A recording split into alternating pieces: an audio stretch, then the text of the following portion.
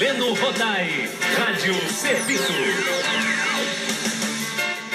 No Rádio Serviço Saúde Especial de domingo, eu vou conversar mais uma vez com o chefe do Serviço de Clínica Médica do Hospital Federal dos Servidores do Estado, meu amigo grande tricolor, Dr. Silvio Provenzano.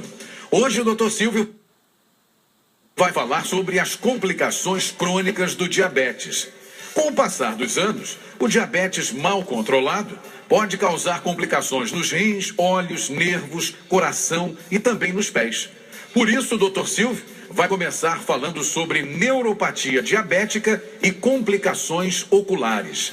Mais uma super entrevista aqui no show do Heleno Rodai. Bom dia, bom domingo, Dr. Silvio. Bom domingo, Heleno. Logo mais tem o galo, né? Vamos tentar cozinhar esse galo logo mais lá em Brasília. Galo no terreiro fora de casa é complicado, mas em Brasília eu tenho grandes amigos tricolores, disseram que formaram a grande torcida. Vamos ver. Maravilha, boa sorte para o nosso tricolor. Amém. Doutor Silvio, alguns órgãos são especialmente atingidos pelo problema do diabetes. Para começar, quais são as complicações oculares? Vamos começar então pelos olhos, né? Você sabe, o Heleno e família Tupi. Bom dia, beijo para a família Tupi. O diabetes ainda é a principal causa de cegueira adquirida. O diabetes mal controlado ao longo da vida vai provocando uma série de alterações, principalmente nos vasos sanguíneos. Vasos sanguíneos esses que podem estar localizados, por exemplo, na retina.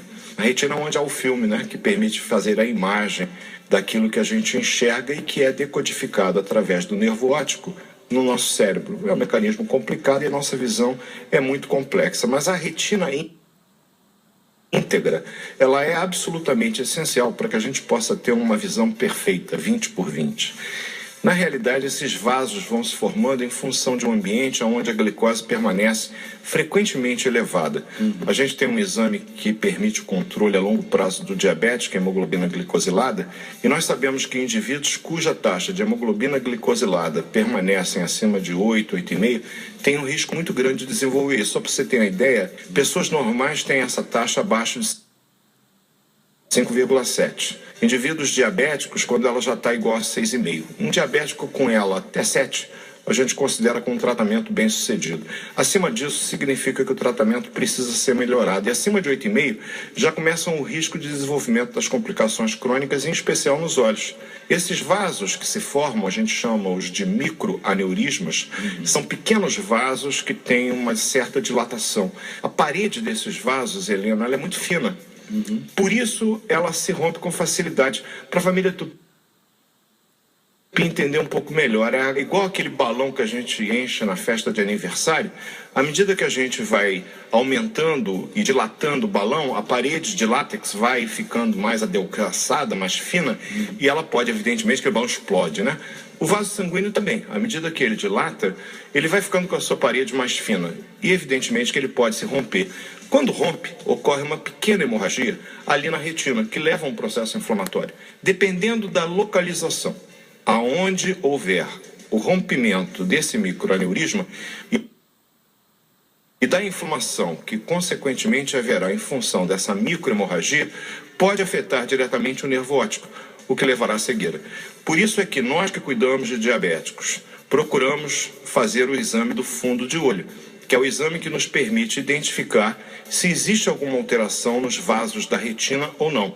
E existem tratamentos para isso, porque se você detecta a presença desses chamados microaneurismas, a chamada retinopatia diabética proliferativa, a gente faz tratamento a laser, né? E isso ajuda muitas vezes a direcionar o sangramento de modo que o nervo óptico seja poupado e que com isso o indivíduo não fique cego. Doutor Silvio, existem outras complicações nos olhos além da retina? Você sabe que a nossa preocupação com a retina, porque pode afetar o nervo óptico e levar à cegueira, e eu repito, é a principal causa de cegueira adquirida no mundo, faz com que a gente se esqueça de outras coisas que também são importantes.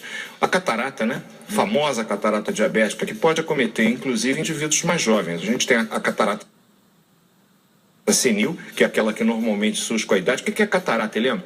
Deixa eu explicar. É a opacificação do cristalino. O cristalino é uma lente que a gente tem dentro do olho. Essa lente, evidentemente, que ela tem que estar absolutamente límpida, translúcida, para que os raios luminosos possam atravessar e ir para a retina, onde vai ser formada a imagem. Se houver alguma opacificação, a imagem não se forma adequadamente, o indivíduo fica com a visão meio que embaçada. isso pode ser um sinal de catarata. O médico examinando vê aquela imagem branca chamada menina dos olhos, né? É verdade. E aí você vê e faz o diagnóstico da catarata, e evidentemente que o diabetes é uma situação clínica que facilita o aparecimento da catarata. Uma outra situação relativa aos olhos, Helena, é o aumento da pressão intraocular, que no nosso mediquês a gente chama de glaucoma.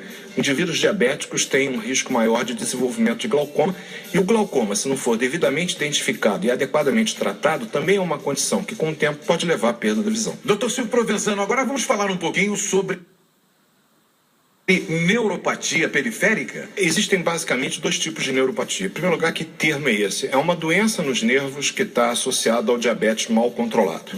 Na realidade, vai havendo um espessamento da baía do nervo, que a gente chama de mielina, e a desmielinização dessa bainha do nervo, do axônio, leva a uma alteração na condução do impulso nervoso. Você sabe que você tem a percepção de tato, calor, de uma série de coisas, inclusive do próprio movimento, graças aos nervos periféricos. E esses nervos são, eu repito, diretamente afetados por um quadro de diabetes, geralmente com mais de 15 anos de duração e com controle ruim. A taxa da hemoglobina glicada ou glicosilada, há uma divergência aí de nomenclatura, mas de qualquer forma, acima de 8,5, principalmente acima de 9, o paciente já tem um risco maior de desenvolvimento disso. Como é que o paciente da família Tupi diabético que está nos ouvindo pode começar a suspeitar que ele esteja começando um quadro de neuropatia periférica? Amigo, é uma sensação de formigamento, principalmente na sola dos pés. Eventualmente pode dar também nas mãos, nas extremidades superiores, mas é mais comum nas inferiores, que são os nervos mais longos do corpo, que são, digamos assim, o alvo preferido.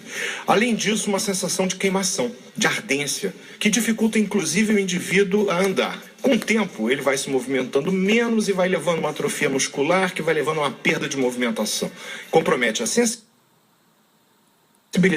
e compromete a motricidade. Isso está associado ao diabetes mal controlado. Se não for devidamente tratada a neuropatia, isso dá uma encrenca danada se você quer saber. A neuropatia faz com que haja uma perda da sensibilidade e isso leva o indivíduo normalmente a ter feridas que ele não reconhece. E a gente vai falar no próximo programa um assunto muito importante, que é o pé diabético, que é a principal causa de amputação não traumática, não apenas aqui no Brasil, em nosso país, mas no mundo inteiro.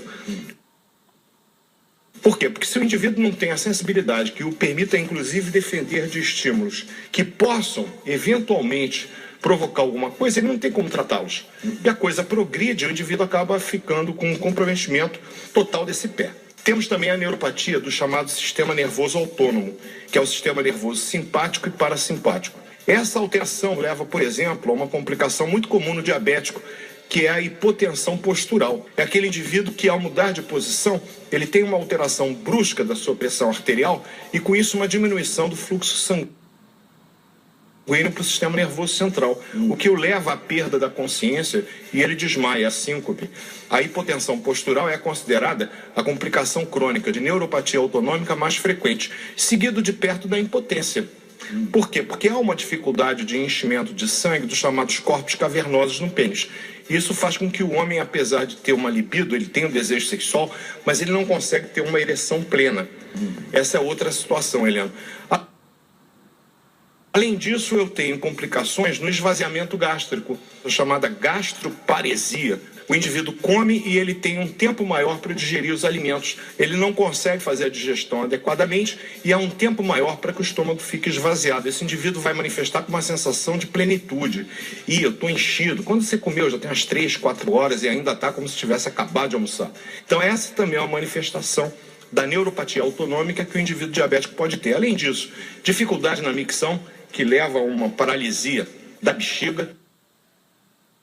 Ejaculação retrógrada, o indivíduo não consegue ejacular. Uma série de alterações associadas ao diabetes, o que dá uma dimensão a todo mundo da família Tupi, que nos honrou ouvindo esse domingo, da importância do diabetes, que é uma doença que, infelizmente, tem se tornado cada vez mais frequente, ainda muito pouco reconhecida, muito pouco tratada nos postos de saúde, da forma adequada, com o pessoal procurando mudar seu estilo de vida, seguindo uma orientação ação dietética apropriada, procurando praticar exercícios físicos. Não há tratamento adequado do diabetes se paralelamente o indivíduo não começar a mudar o seu comportamento. Ele tem que começar a andar, fazer algum tipo de exercício que seja adequado. E se você já tem algum tipo de neuropatia, amigo, use uma palmilha, proteja seus pés, use meia, não ande descalço. Dr. Silvio Provenzano estará de volta então no próximo domingo, falando ainda em relação às complicações decorrentes do diabetes mal controlado. Bom dia, bom domingo e até semana que vem, amigão. Até domingo que vem. Um beijo para a família Tupi, uma semana de paz abençoada. Abraço, querido. Show do Heleno Rodai.